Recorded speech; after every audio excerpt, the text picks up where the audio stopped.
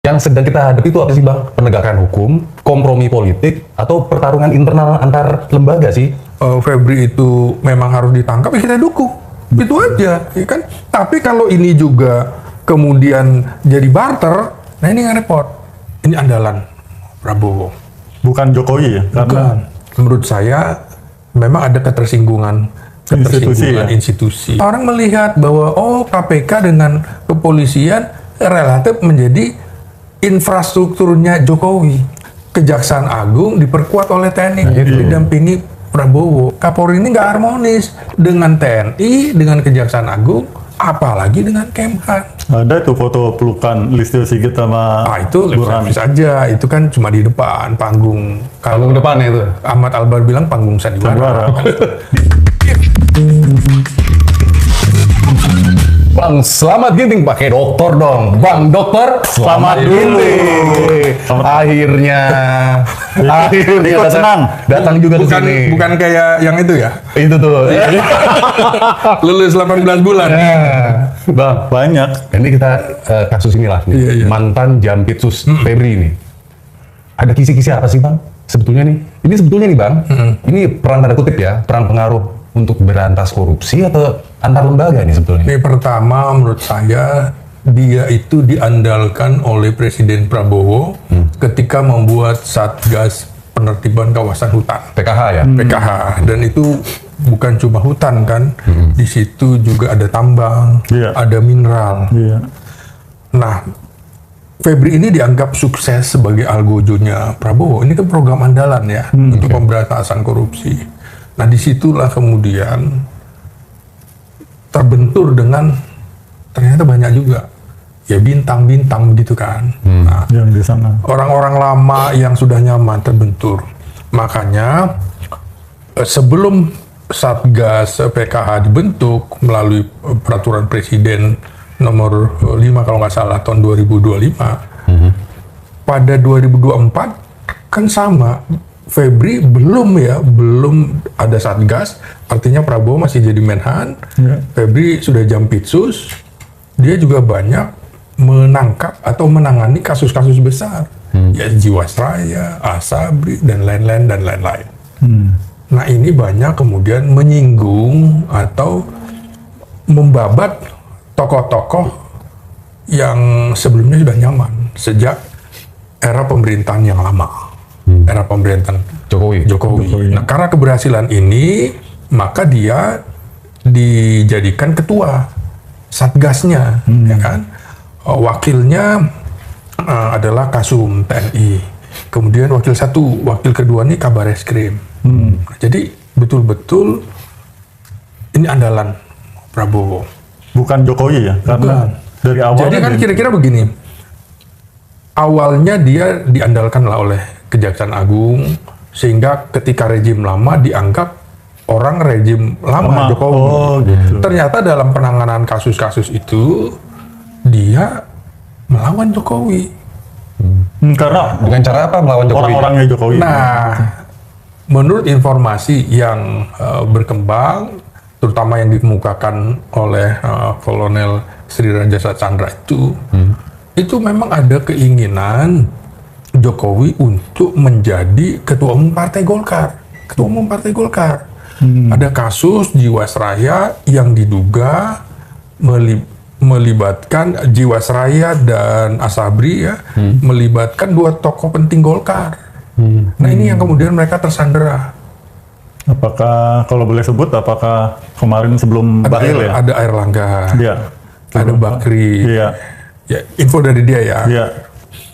Jadi itu masuk akal. Maka kemudian ini bagus ya, berani melawan. Banyak tokoh-tokoh besar dia lawan. Nah dengan itu tadi sejak 2024 itu juga sampai kemudian di Satgas PKH, ancaman pembunuhan terhadap dia dan keluarganya itu besar sekali. Ya jadi ini PKH. Maka tahun 2025 itu juga Presiden mengeluarkan peraturan Presiden Prabowo ya, nomor 66 tahun 2025, TNI untuk menjaga kejaksaan.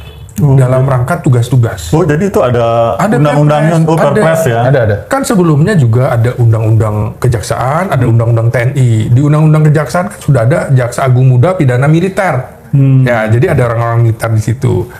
Pitmil itu ya militer, baik di tinggi maupun negeri.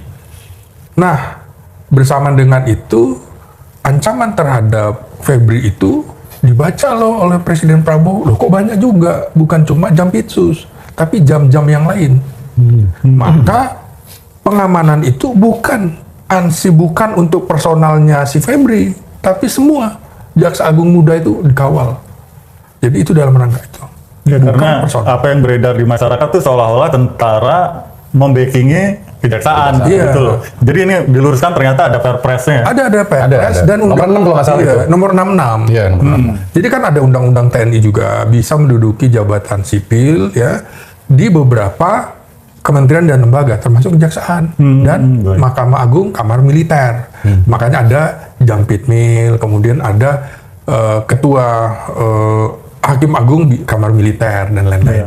Nah, jadi sama Satgas PKH itu menurut saya ya dia kolaborasi, selalu ketuanya itu komposisinya kejaksaan, TNI, Polri gitu kan. Misalnya tadi Jampitsus sebagai ketua Satgas, wakil ketua Satgasnya Kasum TNI, wakil ketua Satgas 2-nya Kabareskrim. Nah, jadi itu tadi ketua pengarahnya Menhan, wakil ketua pengarah 1 Jaksa Agung, wakil ketua pengarah 2 Panglima TNI, wakil ketua pengarah berikutnya adalah Kapolri.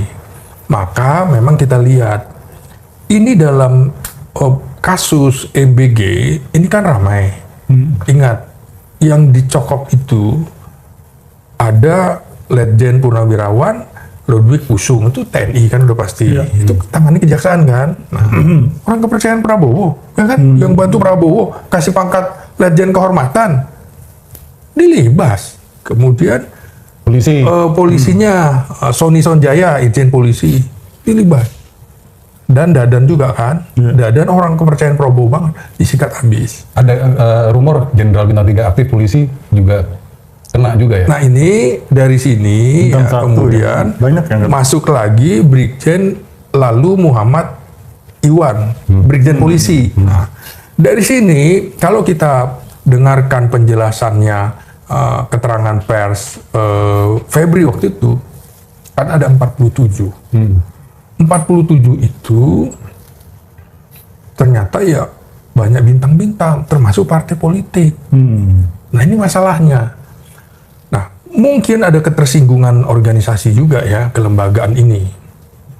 Mungkin maunya. Halo teman-teman sekalian, selamat datang kembali di saluran pengamat krusial, ruang diskusi dan analisis independen tempat kita membedah isu-isu strategis seputar politik, hukum, dan dinamika ketatanegaraan di Indonesia secara objektif, rasional, dan berlandaskan pada fakta. Para pemirsa, belakangan ini panggung politik nasional kembali diwarnai oleh riak-riak ketegangan yang amat menyita perhatian publik. Perbincangan mengenai dinamika hubungan antar lembaga penegakan hukum, isu keharmonisan di lingkaran inti pemerintah, hingga indikasi ketidakpuasan pimpinan tertinggi negara terhadap kinerja instansi penegak hukum menjadi diskursus hangat yang terus bergulir.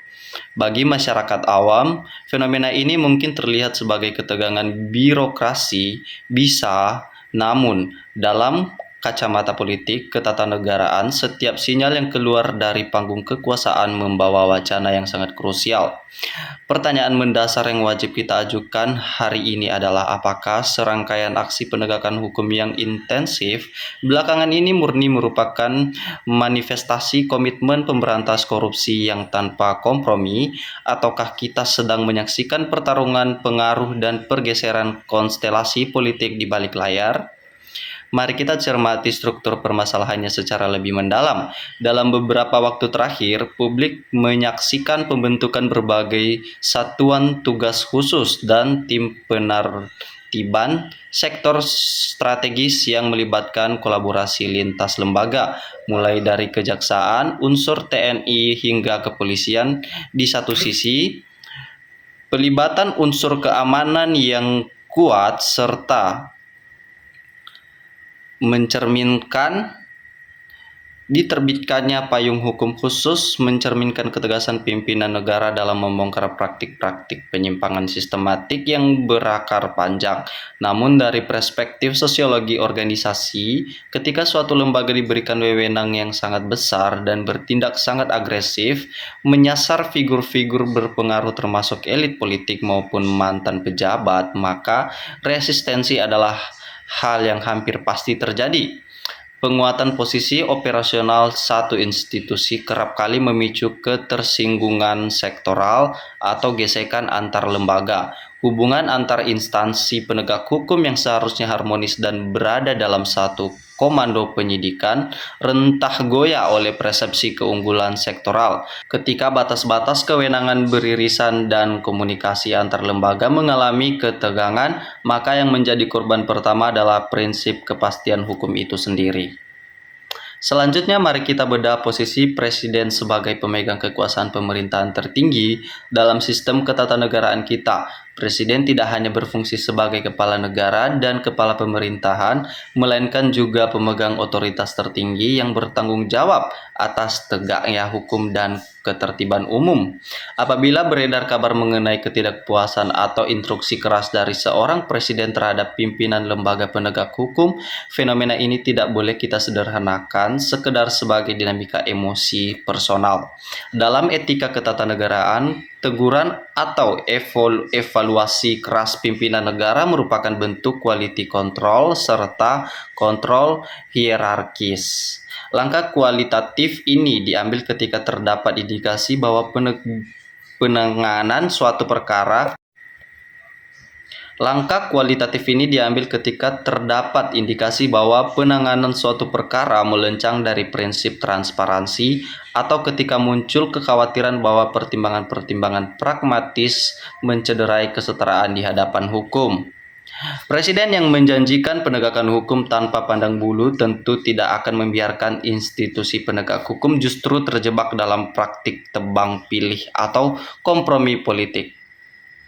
Para pemirsa, penegak hukum yang profesional tidak boleh dijadikan alat kompromi, apalagi instrumen pertarungan pengaruh politik. Ketika publik menangkap kesan bahwa proses hukum baru berjalan efisien hanya saat didorong politik tertentu, atau sebaliknya terhambat akibat resistensi antar lembaga, maka tingkat kepercayaan masyarakat terhadap hukum akan merosot tajam. Kekuasaan politik dan jabatan publik sifatnya sementara, tetapi integritas hukum adalah pondasi berdirinya suatu bangsa.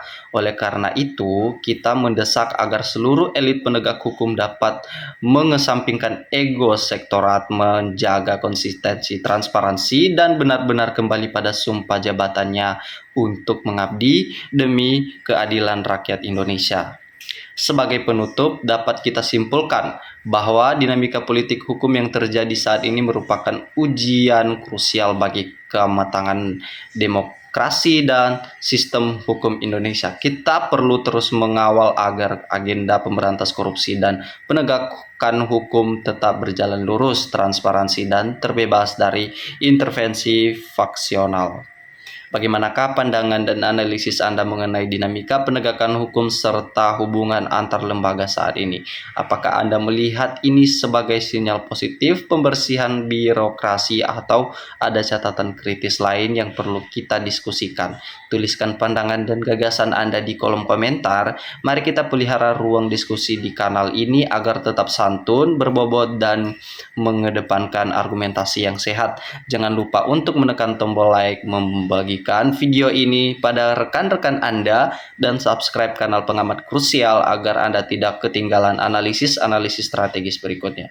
Saya dari Pengamat Krusial, terima kasih atas perhatian Anda, salam keadilan, dan sampai jumpa pada pembahasan krusial berikutnya.